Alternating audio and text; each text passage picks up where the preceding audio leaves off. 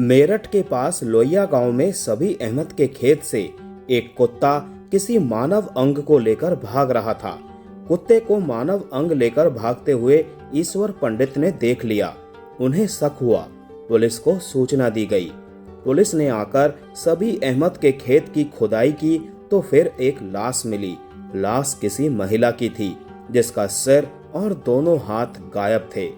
Police ने लाश को कब्जे में लेकर पोस्टमार्टम करवाया और हत्यारे की खोजबीन शुरू कर दी।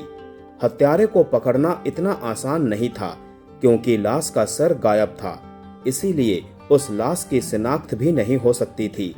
गांव के आसपास ऐसी कोई महिला गायब भी नहीं थी जिसकी हत्या पर शक जाता हो। तब वहां के एसएसपी साहनी ने एक नायाब तरीका निकाला। उन्होंने सोचा, हो ना हो लड़की कहीं बाहर से गांव में लाई गई हो। गांव में कोई कुछ बताने को तैयार नहीं था। एसएसपी साहनी ने तय किया कि गांव के जितने लड़के बाहर नौकरी करते हैं वहां जाकर छानबीन की जाए। वहां के थानों से संपर्क करके पता किया जाए कि क्या वहां किसी लड़की के गुमशुदगी की रिपोर्ट दर्ज हुई है। एसएसपी साहनी की ये योजना काम कर गई और पंजाब में लुधियाना से एक 23 वर्षीय युवती के गायब होने की सूचना मिली। लुधियाना के मोती नगर थाने में इस युवती के गायब होने की रिपोर्ट दर्ज थी, जो कि बीकॉम द्वितीय वर्ष की छात्रा थी। इसके बाद पुलिस ने कड़ी से कड़ी मिलाते हुए जो जांच पड़ताल की, उससे जो कहानी निकलकर सामने आई वो इस प्रकार है। एकता देसवाल संभ्रांत और आधुनिक परिवार की लड़की थी जो बीकॉम द्वितीय वर्ष की छात्रा थी। मुक्त जीवन, खुले विचार, और वहीं उससे टकराया साकिब अहमद। साकिब वहां नौकरी करता था, लेकिन उसने अपना काम और पहचान दोनों एकता से छिपाई। उसने अपना नाम उसे अमन बताया। उसे अपने प्रेम जाल में ऐसा फंसाया कि एकता उसके लिए कुछ भी करने को तैयार हो गई। अमन ने उससे कहा कि वो घर से गहने लेकर आ जाए और वो लोग वहां से कहीं दूर जाकर अपना नया जीवन शुरू करेंगे। वो अमन के झांसे में आ गई और करीब 25 लाख कीमत के गहने और नकदी लेकर वो घर से फरार हो गई।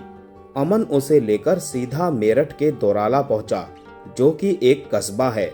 वहां किराए पर एक कमरा लेकर दोनों करीब 1 महीने रहे।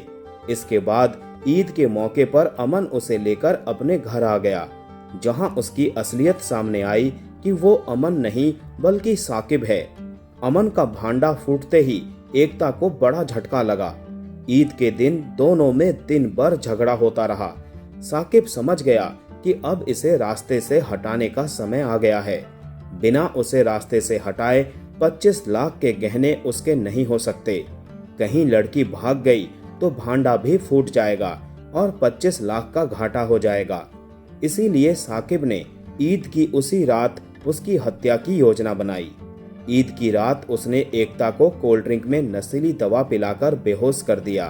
इसके बाद उसी बेहोशी की हालत में वो कुछ दोस्तों के साथ मिलकर उसे एक खेत पर ले गया, जहां साकिब ने बेहोशी की हालत में एकता की गला काटकर हत्या कर दी।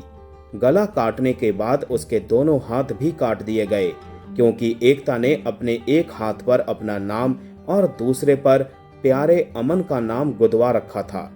साकिब को शक था कि अगर पुलिस को यह सबूत मिल गया तो भांडा फूट सकता है, लेकिन अमन गलत साबित हुआ। साल भर लगा, लेकिन उसका भांडा फूट गया।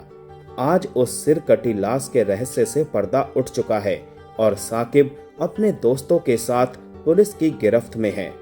हत्या के बाद भी साकिब एकता के सोशल मीडिया अकाउंट्स चलाता रहा। वो खुद ही उसका फेसबुक अकाउंट अपडेट करता रहा और समय समय पर व्हाट्सएप पर प्रोफाइल पिक्चर बदलता रहा। नतीजतन सबको लगा कि वो जिंदा है। गिरफ्तारी के बाद साकिब ने कैद से भागने की भी कोशिश की। उसने एक कांस्टेबल की पिस्तौल छीन ली और भागने की कोशिश की। मुठभेड़ में एक कांस्टेबल घायल हो गया। पुलिस ने आरोपी के पास से हत्या में इस्तेमाल किया गया हथियार और मृतका का फोन बरामद कर लिया है।